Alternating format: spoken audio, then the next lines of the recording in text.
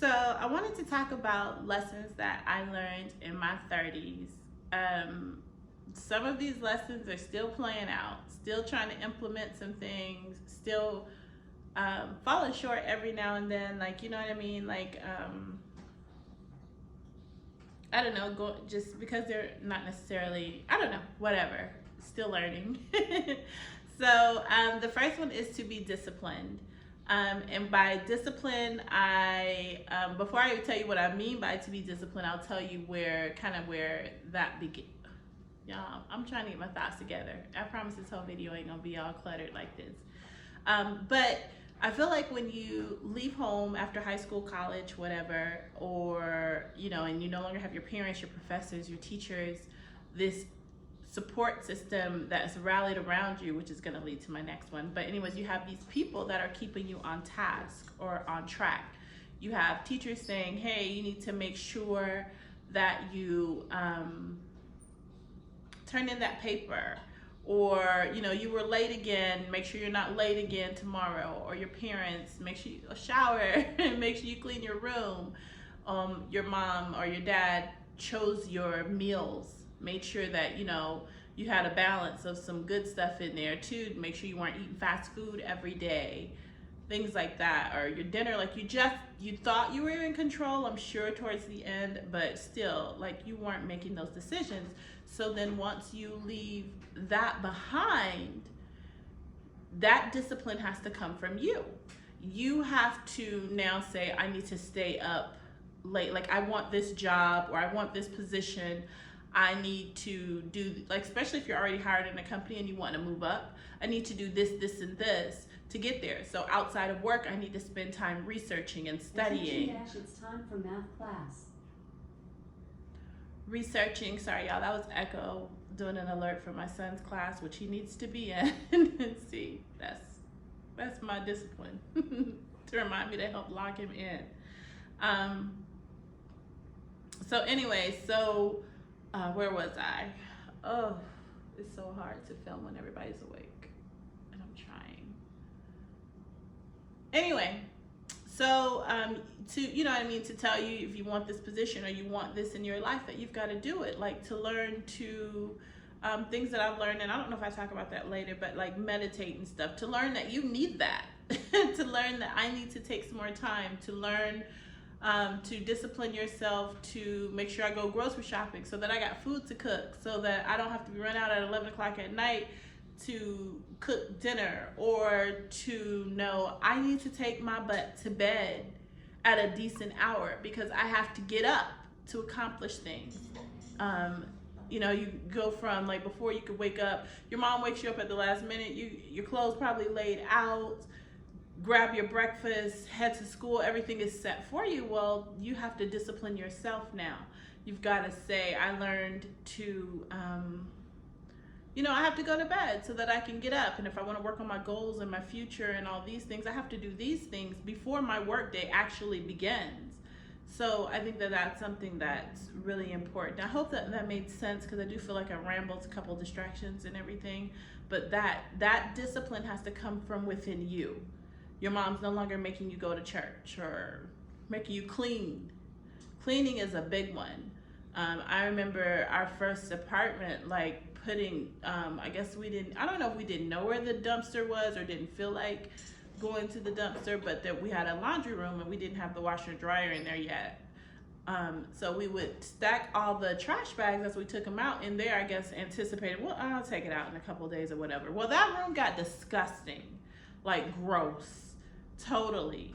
And so we had to, hubby really took care of it for me. I think we both did some, but I'm sure he did the majority of it because I was really freaked out. But anyways, discipline, learning, I need to take the trash out every day. Like, my mom used to tell, your mom used to tell you to do that, but it's a whole nother ball game when you grow up. Like, you know what I mean? Clean the bathroom so I don't have to go in there and be disgusted. Make sure I buy more soap so when I go to take my shower, I'll have some soap. Make sure I got shampoo. Like, just really be disciplined, schedule out your day, develop routines, whatever it is you need to do. That's number one. Number two, every other one of these, I watched some other videos like this to kind of jog my memory a little bit, and to I got my, sorry, I should drink, huh? I got my to jog my memory, I watched other people's videos or what have you to kind of help me to kind of, just get me thinking about some of the lessons I'd learned. And then I had to kind of go back, put myself back sometimes, like, early 30s and stuff like that, trying to figure out what I wanted to say, because I kind of made a list here. That's why I look off to the side every now and then. But they all say you need a support system. And don't get me wrong, you do. You need, if I could have it my way, I would say everybody needs a therapist, everybody needs a mentor, everybody needs some strong parents, mom and dad, everybody needs a significant other, everybody needs a best friend, and all these people need to have your best interests at hand. However, one thing that I will tell you and that you will learn in your 30s is that your group gets smaller. All those voluntary people that were in your life, you can go pay a therapist, you can probably pay a mentor, I'm sure. You probably have to, because nobody wants to do nothing for free. But anyways, that group shrinks significantly. So you no longer have 15 friends to call, anybody to come give you a ride or to help you with a paper or do whatever. Like, it's possible. So what I learned in my 30s is, while that's great, you can be your own support system. You absolutely can. And by that, that's where it comes in. If you need some advice, get you a therapist. Purchase a therapist. If you need, or if you can't do that, get you some self-help books, which is something else on my list. Get you some books, do your research, but be your own support system. Congratulate yourself. Look yourself in the mirror and be like, you can do this. You're doing amazing. This tried to knock you down, this tried to destroy you, this tried to hurt you, but you are overcoming. Like, you have to learn to carry yourself when nobody else is there to pat you on the back. You may find yourself confiding in somebody and you may not get the response that you want. You've got to learn how to pull that from within. Now, again, that support system is phenomenal, will make it easier, may even propel you further. But if you don't have it, it's not a reason to give up. So you can be your own support system if need be. I would love to go more in depth in that, but I think that's enough for now. The third thing was moving, let me read it and then I'll say it. Okay. Oh, the third thing is moving out of my comfort zone was the best thing that I have ever done. And I mean that with everything in me. And by meaning out of my comfort zone, meaning applying for a position that I never thought I would get. Like, felt like I didn't have the expertise, or at least I didn't have it on paper. And I got a great position out of that. Now, I ended up leaving that position for just office politics, foolishness. But, or leaving your city that felt safe. Like, I moved to Raleigh, North Carolina, never having been there.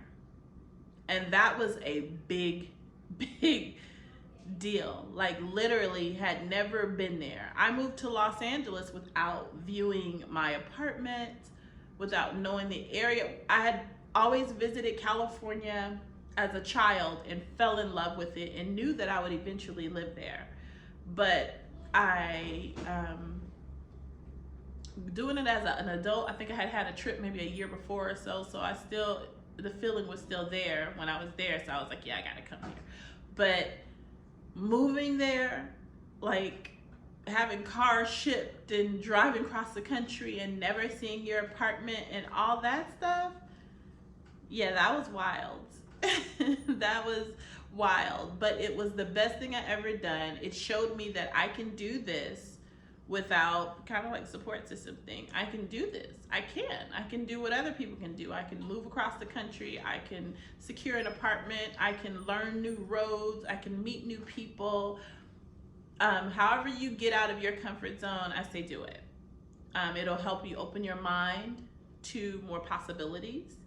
It helped me to do that for sure. So yeah, do that. The fourth thing kind of ties back into the whole support system thing, and it kind of, not to be negative or sad or anything about it, but to just help you to open your eyes. And that thing is loyalty is rare. And I mean that it is. people, people associate with you, connect with you, join you, whatever it may be, for a reason. They want something from you, whether it be just somebody to talk to, whether they want money, whether they want status, whether they want to be elevated in some way. And when they don't get that, that relationship is probably not gonna work anymore. They probably no longer want, you know what I mean? They're probably not gonna interact with you. And it's a very selfish way to move about life, but it's the truth. There are people who are going to be loyal to you, that are gonna stick by you. You know how I used to be like, family is thicker than blood is thicker than water? No, I think I can get that right. I don't know about that no more. I don't know, y'all. All I'm saying is be careful. Move accordingly. Like, yeah, just don't put all your eggs in one basket. Don't trust everyone and everything just because they're family, just because they're friends you grew up with. Nobody is above that. So don't move without trusting, but at the same time, protect yourself. Protect your heart, protect your home, protect your mind, protect your children, protect your spouse, cover everybody. Cover, and most importantly, cover you. Because it is rare. It really is. And it's hard to tell who is what. You've got to be open. You've got to meet people. You got to get out there. But just don't do everything. Don't allow anybody access to everything. Like a company. When you start with a new company and you're going to be privy to personal confidential information, they don't just give all that to you on day one. There are steps. They take their time. And you need to do the same thing. And even after you do that, you can still screw that up. But take your time. Do not be in a rush for anything. The next one is money. I think this is number 5. Yeah, money. You want to have multiple streams of it. You want to make a lot of it. And you want to save aggressively. And this is one of the ones, I said I wasn't going to tell on myself, but this is one of those ones that I am still working at implementing, and just now really coming to fruition. Like just now, it's just now clicking for me, if that makes sense. But you want to make sure that you put yourself in a position where you're gonna make as much money as you can while still maintaining your dignity, your respect, and time, and being, you know, being able to be everything else you need to be, to make sure you're spending time with those around you and all that good stuff. But money is super important. You cannot make it without money. You cannot. And that does not mean go mooch off somebody else.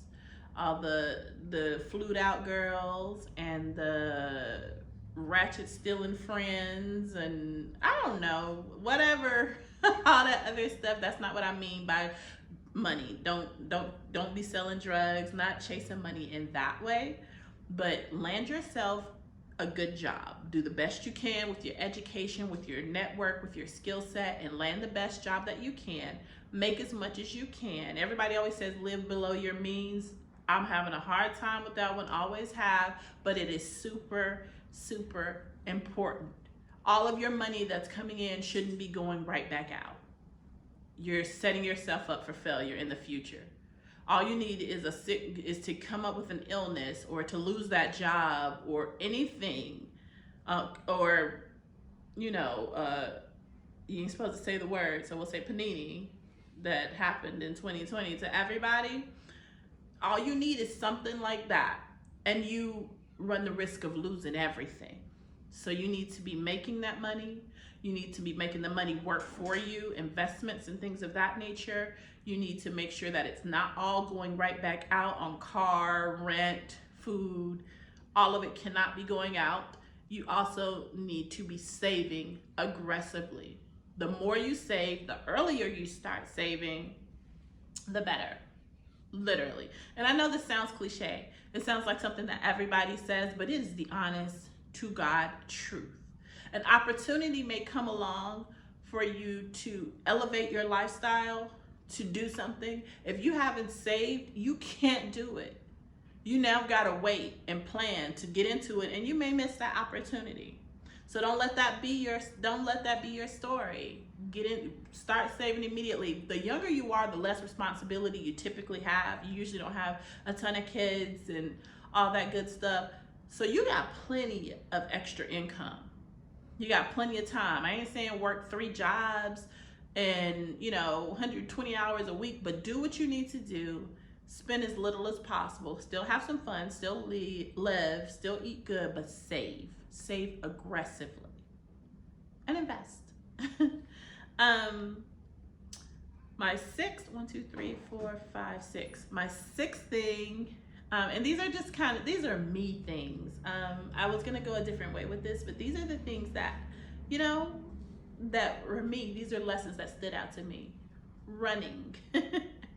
Running for me is therapy. I don't know why. I don't just love running until I'm running. But running is therapy. Change your diet. The longer you wait, the harder it is. And yeah, the longer you wait, the harder it is, especially once you've got a family and you've passed those habits down to your children, like bad eating habits, or not physically taking care of yourself, or your spouse used to you cooking gravy over mashed potatoes and fried chicken and what have you, and then you want to change it and be like, okay, now we're doing green smoothies for breakfast and acai bowls and salads. Everybody's gonna look at you crazy and you're gonna have a fight on your hands. Just don't do it. So start it now. A lesson I learned is that I should have began that, and I would be off and on, always, all my life, off and on, but should have started it and stuck to it. I should have ran on the regular earlier in life. It's great. It's the best exercise. It works everything. It's even working, if I'm not mistaken, like your lungs and stuff, like your breathing, like it's everything. You can tone up and do all that stuff, but running is the ultimate exercise, and it's therapy. I don't know why mentally everything is so clear when I'm doing that, mainly because most things are off my mind, but that's a whole nother video. But yeah, run for exercise, eat healthy, learn what works for your body. Try different diets if you have to, but figure out how to maintain a healthy lifestyle and implement that in your family, especially before you start a family, if you haven't already. Yeah, it'll make things so much easier, and you'll spend less money on health issues later down the road. See, it all ties in. This one is controversial, I'm sure. I think this is number 7, but being a lukewarm Christian is a waste of time. Let me say it one more time. Being a lukewarm Christian is a waste of your time.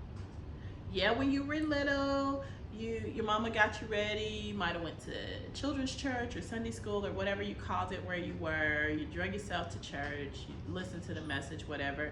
Go to school, all that's out the window. You're doing what everybody else is doing or whatever. You're not reading, you're not studying, you're not trying to implement the word that you got from that message on Sunday or what have you. You're not surrounding yourselves. You're not implementing those Christian principles into your life on the regular. And it's just a waste of time. You might as well go out there and be a hot mess. You might as well go out there and do all the evil, or if you don't want to call it evil, go do whatever your little heart desires instead of pretending like you serve God, because it's doing nothing for you. I don't think that God honors or recognizes you with your one toe in the water, where you every now and then pick up hear something or you pray here and there, or I don't know what's happening. Something's going on iPad. But anyways, I don't think he honors that, and I think it's a waste of time. It's like when you were in high school or school period, and you went and you just did assignments just to turn them in. You didn't take the time to learn the material, or especially do more so college. You're supposed to be preparing yourself for a career. If all you're doing is racing to get the assignments done and turned in, that knowledge is not sticking. You're not elevating yourself. You're not putting yourself in a good position to utilize that information when you need to fall back on it. It's the same thing with Christianity and God. If you're not really doing anything with it, it's a waste. It's a waste of their time. It's a waste of your time. And most importantly, it's a waste of his time. So get your junk together. Like for real, for real. Set aside some time to pray. Set aside some time to learn, because we should be constantly learning. Set aside some time. God is just like, and I don't want to dwell too much on this. I know everybody's not Christian, but whatever, wherever you get your spiritual whatever from, it's like a relationship. He wants you to spend time with him. He wants you to learn about him and to know him. He wants you to honor the boundaries and the things that he's implemented, between you guys. Like, he wants you to follow what he's told you to follow.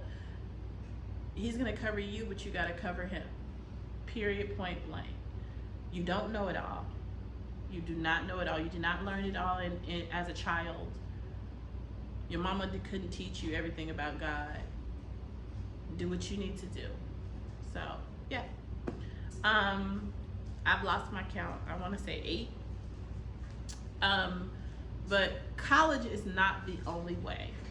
It's a path, but it's not the only way. And I think that in recent years, this last decade, we've really been privy to seeing that. Like, we've really seen people making massive fortunes or just making great lives for themselves without college debt, without having to have gone there and learned whatever. Like, they're literally carving out their own paths through things like this, like YouTube, or through entrepreneurship. There's definitely some value in college and learning and higher learning, but there are just different ways. There's certificate programs. There's research you can do on your own. Read a book. It's stuff in there. Like, there's a ton of different ways to get there. There's apprenticeships, there's internships. There are things that you can do to gain the experience and the knowledge that you need to gain. So don't necessarily sign up for college if that's not for you, because what you're going to do is put yourself in debt, further stress. It's just another way to mess up life, to be honest with you. If that's not the path you need. You want to be a doctor? Yeah, you're going to need to go to college. It's going to be required. There are some things where that college degree is still required, and if it is, then sure, that needs to be your path. But if it's not, look it up, figure it out, think outside the box. Almost done here. So then this should be, I think, number 9, maybe. I think so. And I put, don't scale back your dreams or goals for anyone. Follow them with everything in you, or you'll regret it. You cannot get time back. So if your dream is to be an astronaut, do what you need to do. Go become an astronaut. Get as close to that field as you possibly can. And you know what? You may hate it. It may not work out. It may not be for you, but you did it, and you can go ahead and scratch that off your list, or you can live blissfully in it. But following your dreams are important. People come and go. People are in your life for seasons. And that's not one of my things here. Well, kind of is from earlier, that that your circle gets smaller, but people are seasonal. So basing your life and what you're going to do and how you're going to do it on them is a terrible move, because when that person leaves your life, you're going to be pissed. You'll be pissed that you didn't follow through with dreams and other things, especially if you're still thinking about them, or stuff if those things are still, you're regretting them or what have you. So follow your dreams with everything you have in it. And if those people that are around you are really for you, they'll probably push you towards it. They'll probably help you. They'll probably support you. And if they don't, that's something to think about. So that's all I say on that one. The next one, which should be number 10 maybe, I think, is toxic behavior of others will suck the life out of you. So this kind of ties in with one of the first ones the second one that I did. But it's the truth. I heard the greatest message yesterday, I think it was, where, who was speaking? I don't know. I think it was somebody notable or famous or something. But they basically said that, God, I can't believe I can't remember who said that. But anyways, so whoever you are, I'm sorry if I remember, I'll put it in the description below, but I probably won't remember. But basically they said that people, oh my God, I keep losing my train of thought. Positive people and good things, I think it was on ALUX. Positive people and good things around you will rub off on you. If you're hanging around people that are motivating you, people that are positive in their delivery of themselves, their personality, you know, what they're doing with their lives or whatever, that will rub off on you. That will elevate you. That will help you. Well, the same goes for those that are negative and toxic and into, you know, bad things. It will pull you down. And I don't think I said that the way they said it, and it's scary. But anyway, yeah, I keep forgetting to sit. I can't remember.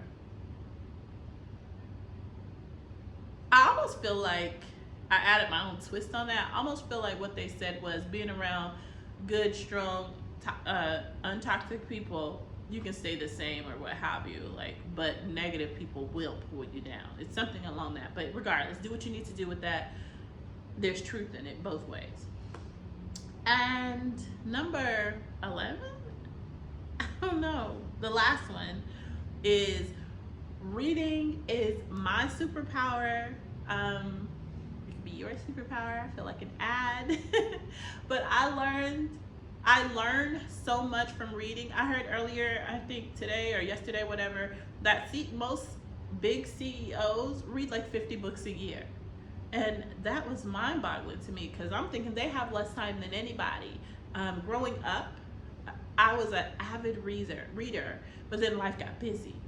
Kids and work and home and cleaning and all this other stuff in church and all this other stuff, and reading just really got put on the back burner. And it hasn't been until the last year or so that I've really jumped back into it, I'll say. But yeah, you want to read more. Carve out some time. I don't know if before bed is a good time, if that makes you fall asleep. So maybe it needs to be one of the first things that you do in the morning, you know, in your morning routine or what have you. But reading is super important. Reading is looking at, especially if it's self-help or something like that, some sort of motivational book, it's looking at somebody else's story. They've already done it. They've already been through it, and gaining those lessons from it, getting that information from it, pulling those facts from it so that you don't have to go out there and make the same stupid mistakes. And people are way more transparent in books than they can be on TV. They usually have a short amount of time, whereas a book, on TV they got a 30-minute slot, maybe an hour in a documentary, which documentaries are really good too. But especially like a TV show, you're only gonna get a small little message from, you know, TV. But a book, they got hours and hours to really break it down, get into detail on what it is that they're trying to convey.